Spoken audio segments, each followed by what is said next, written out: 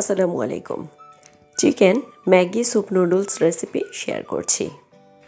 এটা যেমন পুষ্টিগুণে ভরপুর, খেতেও অসাধারণ। বিকালের নাস্তা, বাচ্চাদের টিফিন, এমনকি আপনার ডায়েট চার্টেও অনায়াসে এই রেসিপিটি রাখতে পারেন। তৈরি করতে খুব বেশি একটা ঝুট ঝামেলা পোহাতে হয় না, আবার খেতেও অসাধারণ।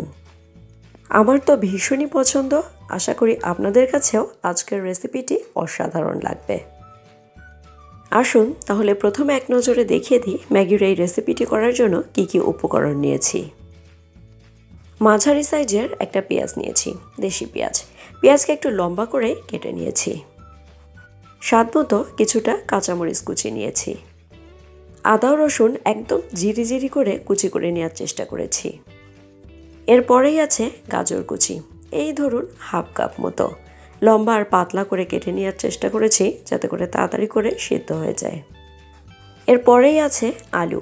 মিডিয়াম সাইজের একটা আলুকে ভালো করে সিলে এভাবে কেটে নিয়েছি, ধুয়ে পরিষ্কার করে নিয়েছি। এরপরেই আছে ধনিয়া পাতা কুচি, পছন্দ মতো নিয়েছি, পছন্দ না করলে অ্যাভয়েডও করতে পারেন। সবুজ ক্যাপসিকাম নিয়েছি, আমি শুধু সবুজটা নিয়েছি, তবে চাইলে লাল হলুদ দুটাই ব্যবহার করা যাবে। আগেই তো বলেছি আজকে চিকেন ব্যবহার করব। চিকেন কিভাবে ছোট ছোট টুকরো করে কেটে নিয়েছি। সামান্য পরিমাণ আদা ও রসুন paste, soya sauce, white vinegar দিয়ে কিছুটা সময় রেস্টে রেখেছি, এই ধরুন 10 মিনিট। মূল উপাদান 1 প্যাকেট ম্যাগি নুডলস। এখন তো এ জাতীয় অন্যান্য ব্র্যান্ডেরও নুডলস পাওয়া যায়, চাইলে সেগুলো ব্যবহার করা যাবে। আর এর সাথে পাওয়া প্যাকেট মশলা তো অবশ্যই লাগবে। আরও লাগবে প্রায় হাফ টেবিল চামচ টমেটো কেচাপ। সাথে এরকম 1 ফালি লেবু নিয়েছি। চেষ্টা করেছি একটু ফ্রেশ লেবু নেওয়ার জন্য, এতে করে ফ্লেভারটা ভালো হয়। এছাড়া আমার অন্যান্য যে সকল উপকরণ লাগবে এটা রান্নার সময় দেখিয়ে দেব। আপাতত মূল রান্নায় চলে যাচ্ছি। রান্নার জন্য পাত্রে তেল বসিয়ে দিয়েছি। তেলের পরিমাণটা খুবই সামান্য লাগবে। চুলার আঁচ মিডিয়াম করে রেখেছি। তেল গরম হলেই আদা আর রসুন কুচি ব্যবহার করেছি। সামান্য ব্রাউন করে ভেজে নেব, এতে করে ফ্লেভার ভালো হবে। দারুণ একটা ফ্লেভার ছাড়তেই চিকেন ব্যবহার করছি। যেহেতু ভিনেগার দিয়ে কিছুটা সময় মাখিয়ে রেখেছিলাম, এজন্য চিকেন সিদ্ধ হতে খুব বেশি একটা সময় লাগবে না। আচ্ছা, ম্যাগির এই রেসিপিটি করার জন্য আমি যে সকল উপকরণ নিয়েছি, এ সকল উপকরণের মধ্যে যেগুলো সিদ্ধ হতে একটু বেশি সময় লাগে সেগুলো আগে দিব, যেগুলো সিদ্ধ হতে একটু কম সময় লাগে সেগুলো পরে দেব।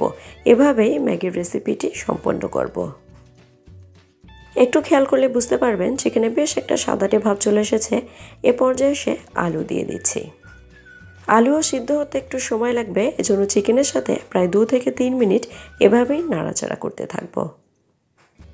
রান্নার সময় দেখবেন চিকেন থেকে কিছুটা পানি ছেড়ে দিবে, সামান্য কিছু, সেটা টেনে যাওয়া পর্যন্তই অপেক্ষা করছিলাম। চুলার আঁচ ওই মিডিয়াম করাই আছে। এই পর্যায়ে এসে গাজর কুচি দিয়ে দিলাম আর পেঁয়াজ কুচিও দিয়ে দিচ্ছি। একটু খেয়াল করুন, আমি কিন্তু প্রথমেই পেঁয়াজকে ভেজে নিইনি, কেননা এই রেসিপিতে কোনোভাবেই পেঁয়াজকে বেরেস্তা করা যাবে না। আবার একটু নাড়াচাড়া করে নিচ্ছি, এই ধরুন আধা মিনিট। এবার বলি স্যুপের জন্য পানির পরিমাণের কথা। প্রায় 2 কাপ পরিমাণ পানি ব্যবহার করেছি, নর্মাল পানি। এবার চুলার আঁচকে একটু বাড়িয়ে দিচ্ছি, পানিতে যাতে ভালোভাবে জাল উঠে যায় এজন্য। এখনই ম্যাগি ব্যবহার করব না, আমি যে চিকেন আর ভেজিটেবলগুলো ব্যবহার করলাম এটাকে প্রায় 75% পর্যন্ত সিদ্ধ হতে অপেক্ষা করব। তবে এ পর্যায়ে এসে আরও কিছুটা উপকরণ অ্যাড করছি। টমেটো কেচাপ ব্যবহার করলাম। এবার নেড়েচেড়ে মিক্স করে নিচ্ছি। এ পর্যায়ে এসে ক্যাপসিকাম ব্যবহার করছি। ভালো কথা, আমি কিন্তু ঝালের পরিমাণটা খুব বেশি একটা ব্যবহার করিনি, তবে আপনি যদি একটু স্পাইসি পছন্দ করেন সেক্ষেত্রে ঝালের পরিমাণটা বাড়িয়ে দেবেন। এবার সে ভেঙে রাখা নুডলসের প্যাকেটটা ব্যবহার করলাম। এর সাথেই থাকা প্যাকেট মশলা ব্যবহার করছি। এবার একটু নেড়েচেড়ে সব কিছু মিশিয়ে দিয়ে ঢেকে রাখবো, চুলার আঁচকে মিডিয়াম থেকে একটু লো করে। ঠিক এভাবেই রান্না করব 2 থেকে 3 মিনিটের জন্য, তবে মাঝে একবার নেড়েচেড়েও দেব। এটা হলো প্রায় 3 মিনিট পরের অবস্থা।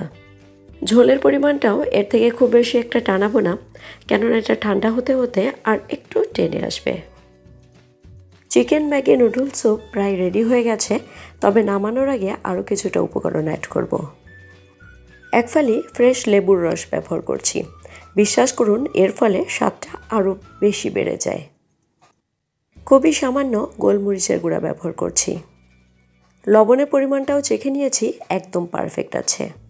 ভালো কথা, আমি প্রথমে প্রায় হাফ চা চামচ লবণ অ্যাড করেছিলাম, যেটা কিনা স্কিপ হয়ে গেছে।